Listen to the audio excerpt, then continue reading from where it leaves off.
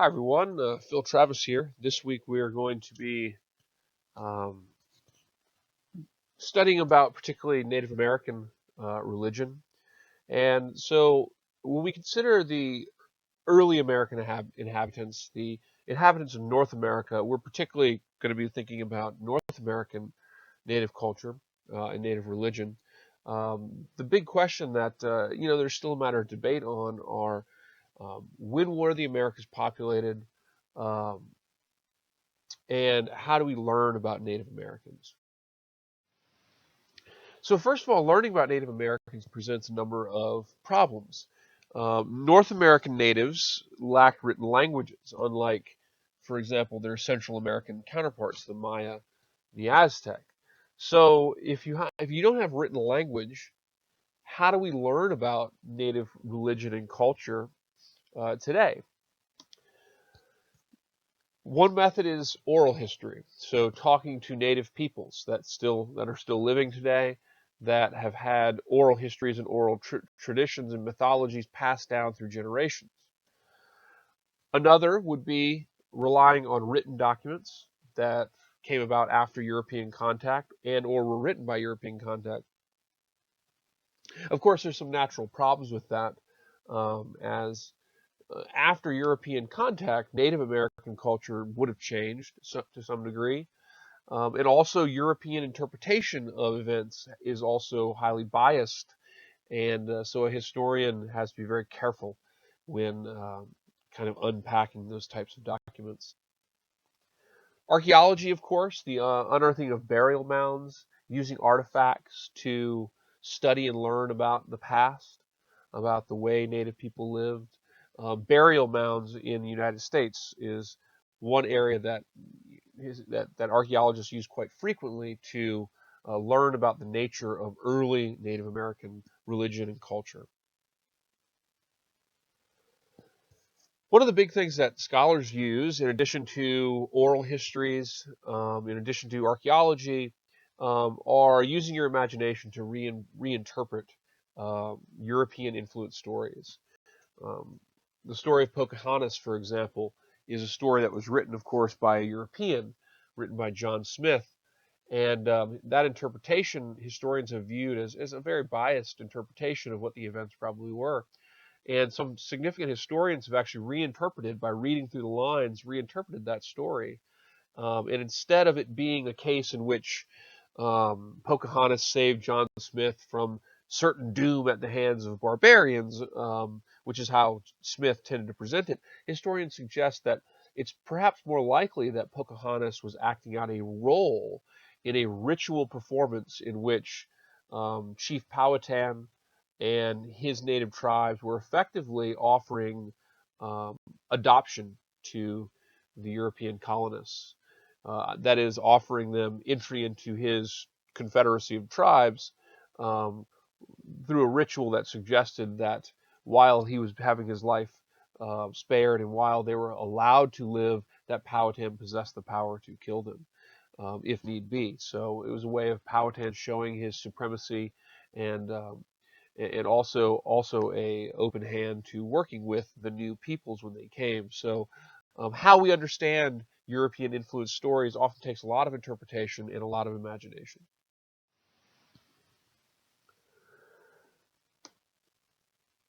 Native Americans and the populating of the Americas is actually believed by scientists to be, and geologists also who study um, uh, the formation of the continents. North America is considered to be the last place that people actually populated. Archaic Native Americans, we believe, migrated to North America around 15,000 BCE. And these maps, of course, show the route. And of course, it was the land bridge, the Beringia, the Bering Strait land bridge, that scientists um, believe um, facilitated the migration of archaic Native Americans uh, about about 15,000 years ago. And of course, these would have been long-term migrations, And these archaic Native Americans who were coming from Asia across the land bridge over to what we today call Alaska, um, were pursuing game, and so it was a prolonged period in which people moved and expanded and migrated as the need for sustenance changed. And of course, these people, as was the case on the first slide, these early Native Americans primarily hunted mammoths in North America. Um, this was, of course, at the time of the last great ice age, which lowered sea levels and allowed for the exposure of low-lying land in the Bering Strait area that made this possible. Let me just put this stuff up for you guys. So, um, when Europeans arrived in the New World, it makes very clear a certain distinction between Native American culture and religion and European culture and religion.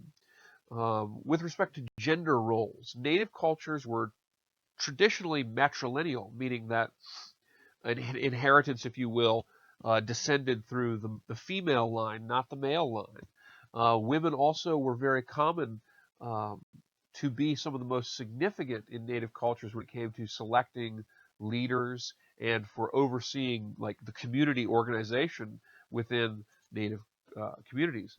Work, or I'm sorry, men in these cultures tended to be the ones who hunted and fished, whereas women maintained the community. They worked in the fields, and they did most of the harvesting, if you will, while men would hunt and men fished. So it was organized very differently. European society was very patriarchal, meaning it was male dominated, and Europeans believed that man had to control the woman who was perceived as being lesser in nature as the man. Um, and this included controlling their sexuality. And so when Europeans see native women wearing few clothes, working in the fields, they naturally viewed natives as an inferior culture. Um, Native religion is animistic. Natives believe in a spiritual realm that exists throughout nature. Remember that term, animism. There is a spirit world, the spirit realm, in all portions of nature.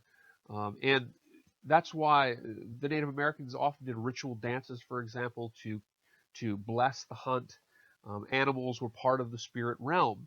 Europeans, by contrast, were very hierarchical in their religious understanding, and they were monotheistic.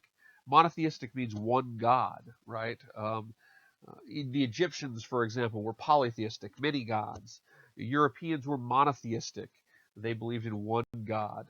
And this contrasts significantly with the animism of native peoples. Uh, who did not believe, native peoples did not believe in that there was one single kind of human anthropomorphic. Anthropomorphic means human-like creator. Natives didn't believe that. And this led to a lot of um, issues when Europeans come to the New World. And ultimately, they will define the Native Americans as devil worshippers in some cases. They will define them as barbaric and not fully civilized in many cases. Native Americans believed in a sacred kind of nature, that the natural world was sacred and it had to be lived. You had to live in nature in a more or less sustainable way. Resources and land were shared. They were not owned. They were not possessed. Um, Hunting grounds were open to all. Though Native Americans did fight over hunting grounds, let's not confuse ourselves. Native Americans absolutely fought over hunting grounds, but generally the land was open to all. Whereas by contrast, Europeans believed that the land was to be controlled, owned, and improved. The idea of animal husbandry, the idea that the land and the animals should be owned and controlled, that this was the essence of civilization, that you are improving civilization, and of course, ultimately, European Christianity, will during this time period suggest that that was effectively the way that God sought people to control and organize society.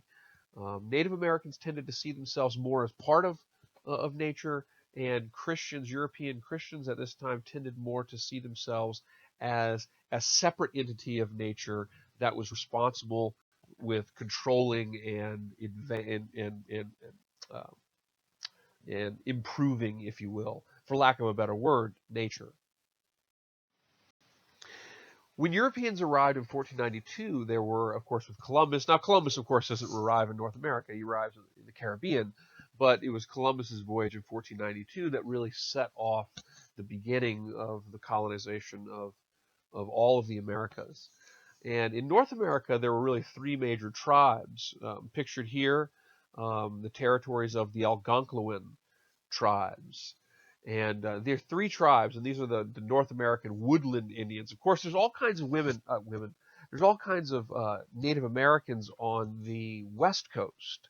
In the Pacific Northwest, you have groups like the Nez Perce, of course, the Chinook, the Chumash in California, the um, um, the native peoples all over the West. So we're not suggesting that only the woodland Indians are the only ones, only that I just wanted to show you a map that depicted, where these major tribes were living in 1492 in terms of the woodland native peoples. But by no means, there's hundreds of different tribes in the United States. So the Iroquois, which is shown here again in red, this tribe was uh, famous for the League of Five Nations, which was a defensive league of Iroquois tribes. And the Iroquois nation was very much known for the high role played by women who selected chiefs, controlled inheritance, land, and children, and in many cases were um, as integral, if not more integral, to the community organization of of their culture. And the Muskegon, which were located in the areas of today, the Deep South in the United States, and the Muskegon worshipped a sun god, which was different from the Iroquois or the Algonquin. They worshipped a sun god that was a primary supreme deity. They built burial mounds as well to their like their predecessors had in the Mississippi River Valley. This area where you see, of course, is right down near the Mississippi. And in the Mississippi River area, in the Ohio River area, there's many of what we call Native American mounds. And you can actually see one if you ever drive on Highway 52 on the Ohio River to Cincinnati. You will drive past a small Native American burial ground. But the Muskegon were ancestors of mound builders, and the mound builders went back um, uh, 2,000 years, if not more. Historians have, or I should say archaeologists, have unearthed some of the burial mounds and used this to understand a lot of components of religion and culture of early Native Americans as you can study the artifacts that are located in those mounds. Native rituals are centered around those basic concepts which we mentioned, concepts like, for example, animism. Because Native Americans are animistic and they believe themselves to be intertwined with the spirit world and nature, the use of dance is very important. The sun dance, which occurred during the summer solstice in June, which was a dance to celebrate um, prosperity and fertility brought by the sun. The ghost dance, which was actually created by the native chief that we see here. This is Sitting Bull in 1885 is when this picture is taken. And the ghost dance was organized really at the very end of what are oftentimes called the Great Sioux Wars, the wars in the 1800s, late 1800s, between the Sioux Indians who were largely in the United States Midwest, states like Montana, South Dakota, North Dakota, Nebraska, and so forth. Um, um, by the late 1800s, of course, the United States had really subjugated the native peoples, the Sioux peoples. They were being really crushed by force in the West. And the ghost dance was created by Sitting Bull as a way of creating a spiritual or attempting to create a spiritual resistance to um, the repression of the United States on Native American culture. The ghost dance actually called for or believed to be bringing about the return of a native messiah who would deliver the native people from the destruction, the almost genocidal destruction exerted upon them by the United States at that time. So dances, ritual dances. Dances are used also to commemorate hunts. So if you were going on a hunt to hunt deer, you might have a dance beforehand, and this would appeal to the spirit world and would hopefully give you good favor in the day's hunt. Many Native Americans believe in some kind of great spirit, even though that's a little bit misleading. For the Sioux Native Americans, the great spirit was Wakan Tanka, but this was really more like the great mysterious. It's not really what you think about when you think about a god, but it's kind of a way of thinking about the grand interconnection of the spirit world rather than a particular like anthropomorphic entity. But some do believe in some kind of grand, like kind of intertwining, a ground of being, a supreme kind of connection of the spirit realm. Many Native American tribes practice what was called the vision quest. The vision quest was a rite of passage, and a rite of passage, is basically, it refers to a person entering into adulthood.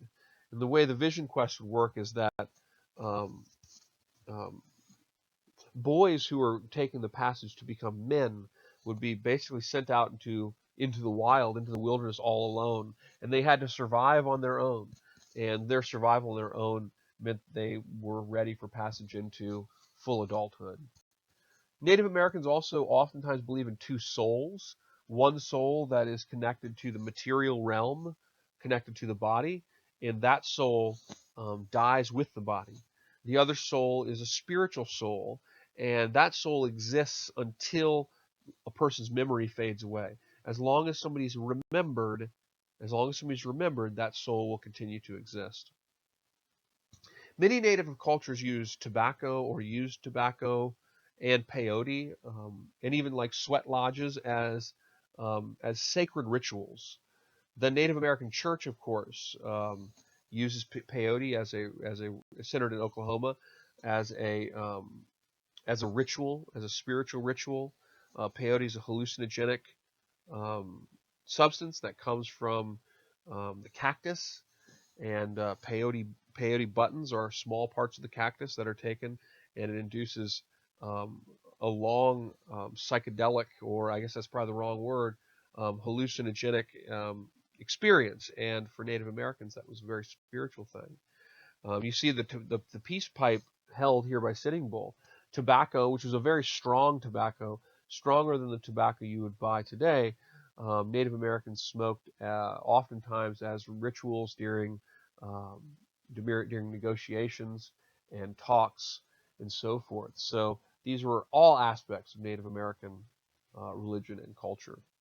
Of course, in the South, in Central America, in South America, um, Native Americans have very unique cultures there and unique religions there. So this presentation primarily dealt with North America, but there's many, many, many fascinating aspects to Mayan religion, for example, and other components of early American religion.